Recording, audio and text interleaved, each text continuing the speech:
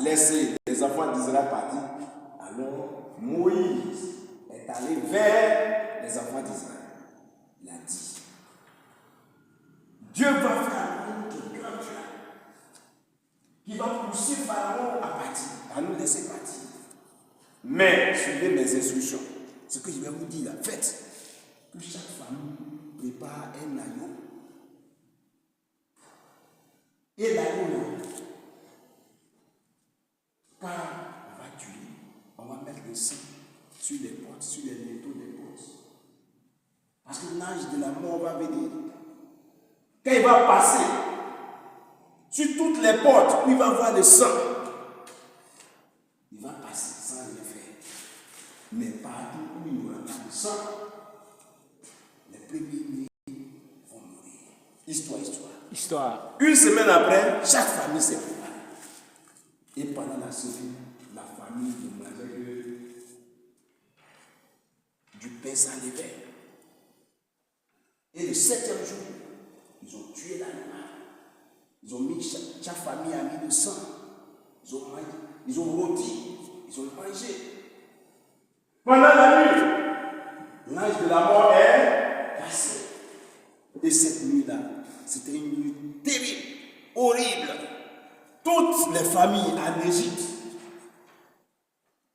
tous les premiers-nés, hommes, chiens, les animaux, tout ce qui était premier-né en Égypte, toutes les familles, même les premiers fils de Pharaon étaient morts.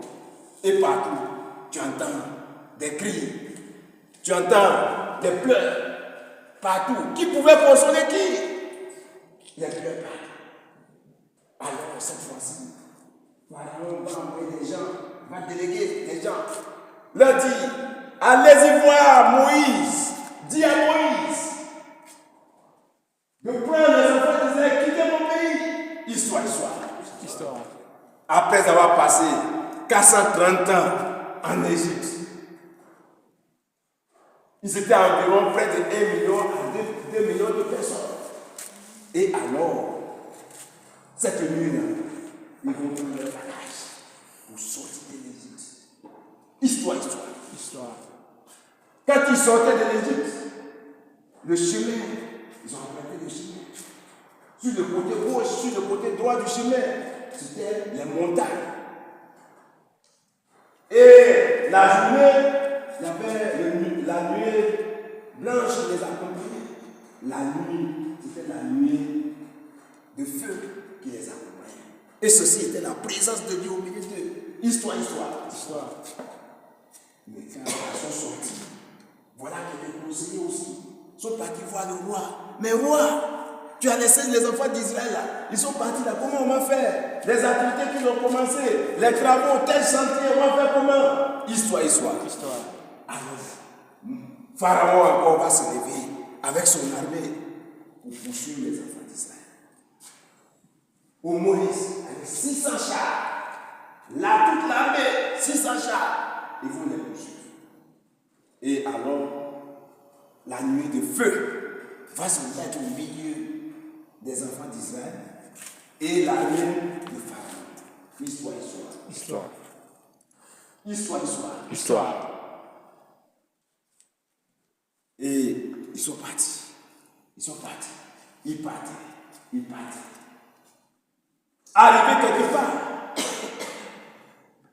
ils vont voir la mer rouge devant eux. Et quand ils ont vu la mer rouge devant eux, voilà. Et les enfants d'Israël vont regarder derrière. Et au moment où ils regardent derrière, ils voient quoi? Ils voient l'armée de l'Égypte. Pharaon avec son armée. Il va crier, nous sommes morts! Pharaon et son armée derrière nous. Alors les enfants d'Israël ont commencé à murmurer. Ah, on va mourir ici. Si on restait en Égypte, on va mourir ici. Histoire. Mais Moïse va leur dire, non, n'ayez pas peur, ne vous lamentez pas. Dieu va nous délivrer. Ce que vous les voyez maintenant, vous n'allez plus les voir demain. Alors, dis à Moïse, étends ton bâton que tu as amené. Et Moïse tendu son bâton sur la mer Rouge. Immédiatement, la mer a été coupée en deux. Ça a commencé à plier sur le côté gauche, sur le côté gauche et sur le côté droit. Et cela a formé un chemin sec. Histoire.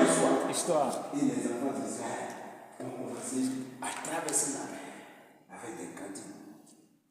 Venez voir comme Jésus-Christ est bon. Dieu est bon.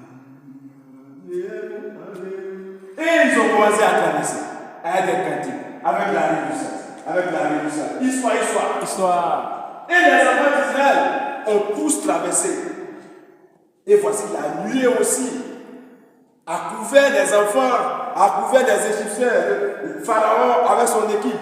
Et aussi sont rentrés dans la mer Rouge, en train de les poursuivre avec leurs chars.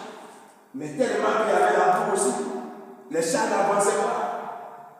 Et quand tous les enfants d'Israël ont pu traverser la mer Rouge, l'armée d'Égypte derrière, histoire.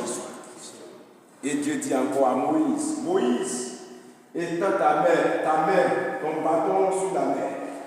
Et Moïse a tendu son bâton sur la mer. Et ce jour-là, il y a eu une grande pluie. De gauche à droite, les vagues d'eau se sont formées. Boum!